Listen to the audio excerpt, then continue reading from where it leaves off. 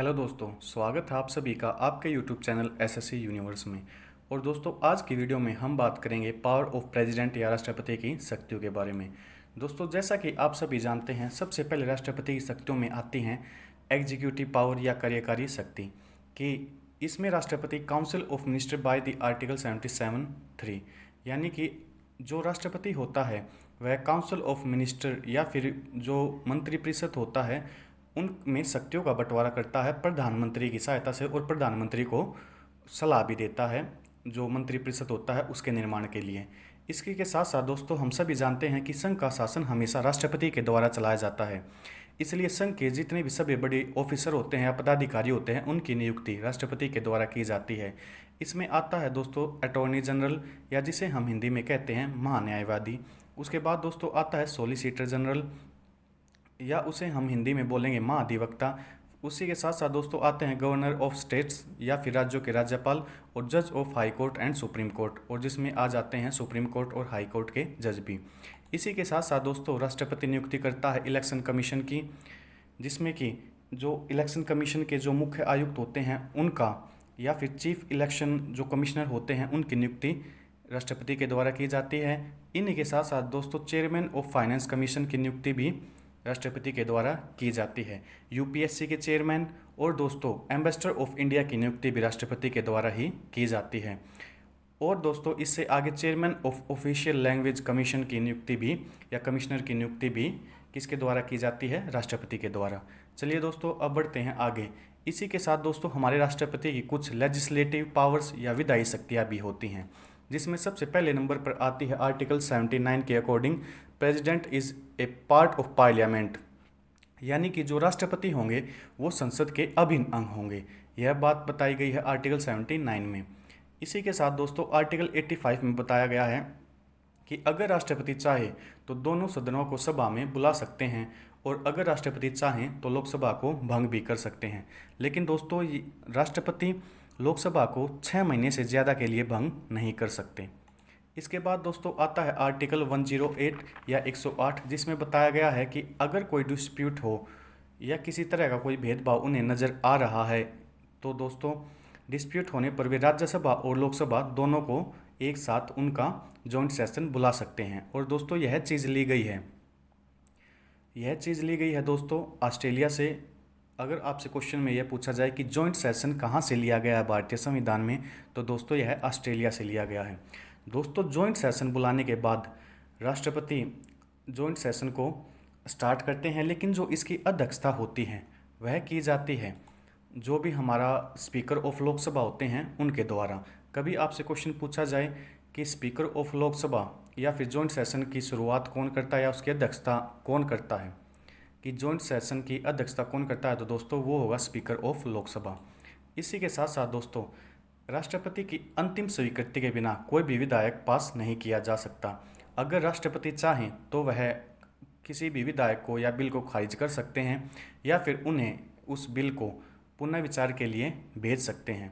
लेकिन दोस्तों अगर वह बिल दोबारा से राष्ट्रपति के सामने भेजा जाता है तो वे बाध्य हो जाते हैं उस पर हस्ताक्षर करने के लिए। इसी के साथ साथ दोस्तों नए राज्यों के निर्माण के लिए जो सहमति देनी होती है वह सहमति राष्ट्रपति की काफ़ी आवश्यक होती है। आर्टिकल 3 में दोस्तों बर्थ ऑफ न्यू स्टेट के बारे में बताया गया है, या नए राज्यों के निर्माण के बारे में बताया गया है। लेकिन दोस्तों नए राज्यों का निर्माण में संसद में राष्ट्रपति की सहमति होना आवश्यक है। इसी के साथ साथ दोस्तों राष्ट्रपति 2 एंग्लो इंडियन लोकसभा में मनोनीत करते हैं और 12 मेंबर राज्यसभा में मनोनीत करते हैं। दोस्तों इन सभी शक्तियों के साथ साथ राष्ट्रपति के पास 3 वीटो पावर भी होती हैं, जिसमें सबसे पहली जो वीटो पावर होती है वह होती है एब्सोल्यूट वीटो या अत्यांतरिक वीटो, जिसे हम हिंदी में कह सकते हैं। इसके अकॉर्डिंग दोस्तों किसी भी बिल या विधेयक पर अनुमति न देकर राष्ट्रपति उसे फ्यूचर के लिए रिजर्व रख सकते हैं। इसके बाद दोस्तों आती है सस्पेंसरी वीटो, कि जिसे हिंदी में कहते हैं हम निलंबनकारी वीटो, कि दोनों सदनों से जब स्वीकृत बिल या विधेयक को पुनर्विचार के लिए भेजा जाता है और दोबारा पास होकर राष्ट्रपति के पास वह आता है तो राष्ट्रपति चाहे तो उसे मना कर सकता है या उस पर हस्ताक्षर नहीं कर सकता। इसी के बाद दोस्तों आता है पॉकेट वीटो, या जिसे जेबी वीटो भी कहा जाता है, कि किसी भी बिल या विधेयक पर वे न तो साइन करेंगे न ही उसे रिजेक्ट करेंगे और अपने पास उसे अनिश्चित काल के लिए रख सकते हैं। दोस्तों जेबी वीटो का प्रयोग, यह क्वेश्चन काफ़ी बार पूछा जाता है कि जेबी वीटो का प्रयोग किसने किया था। तो दोस्तों 1986 में ज्ञानी जैल सिंह ने भारतीय डाक संशोधन के बिल पर जेबी वीटो का प्रयोग किया था। इसी के साथ दोस्तों आते हैं अध्यादेश जारी करने की राष्ट्रपति की शक्तियाँ, या जिन्हें इंग्लिश में हम कहते हैं ऑर्डिनेंस पावर। उसके बाद दोस्तों अगर हम ऑर्डिनेंस पावर की बात करें तो यह एक नियमित समय का कानून होता है जो 6 महीने के लिए लागू होता है। और दोस्तों 6 महीने की न्यूनतम अवधि 2 सत्रों के बीच की होती है। और यह अध्यादेश ज़्यादा समय के लिए अगर हम कहें तो यह 6 महीने से 7.5 महीने के बीच तक कार्य करता है। इसी के साथ साथ दोस्तों सैन्य शक्ति भी राष्ट्रपति के पास होती है कि कभी शांति या युद्ध के लिए कानून बनाना हो तो वह संसद बनाएगा, लेकिन संसद को भी राष्ट्रपति की सलाह लेनी होगी। इसके बाद दोस्तों आते हैं जुडिशियल पावर या न्यायिक शक्तियाँ। यह दोस्तों बताया गया है आर्टिकल 72 में। ये दोस्तों क्षमा करने की शक्ति होती हैं जो राष्ट्रपति के पास होती हैं। इसमें सबसे पहली आती है दोस्तों पार्डन पावर या क्षमा करने की, जिसमें राष्ट्रपति किसी भी दोषी को माफ़ कर देते हैं।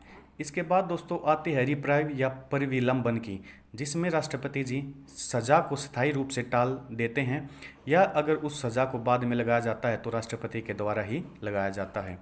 इसके बाद दोस्तों तीसरी शक्ति जो होती है वह होती है रिस्पाइट की या विराम की, जिसमें राष्ट्रपति दंड को कम कर सकता है।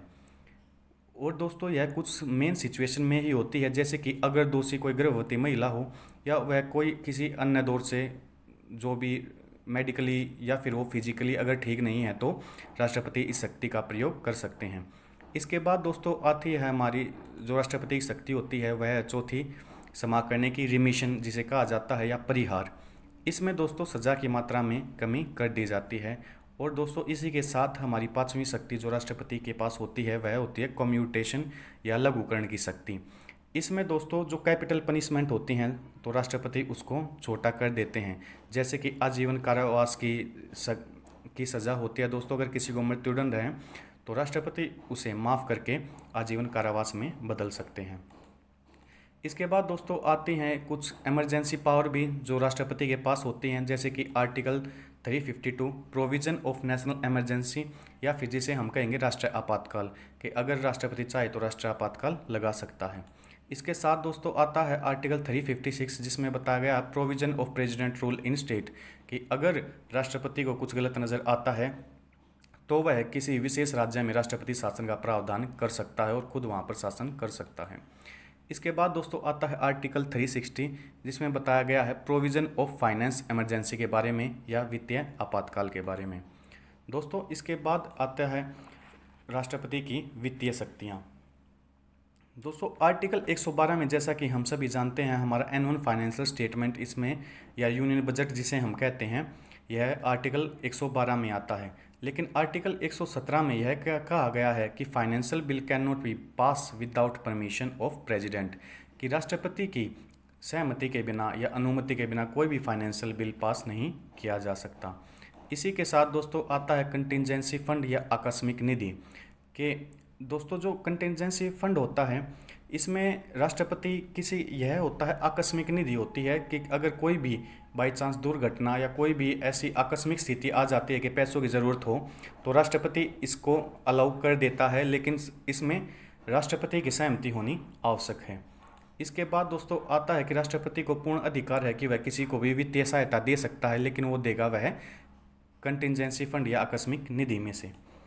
इसके बाद दोस्तों आती है एडवाइजरी पावर की प्रकीर्ण शक्ति जिसे हम हिंदी में कहते हैं। यह आर्टिकल 143 के अंदर आती है कि राष्ट्रपति मुख्य न्यायाधीश से सलाह ले सकता है, लेकिन वह राष्ट्रपति मुख्य न्यायाधीश की बात को मानने के लिए बाध्य नहीं होगा।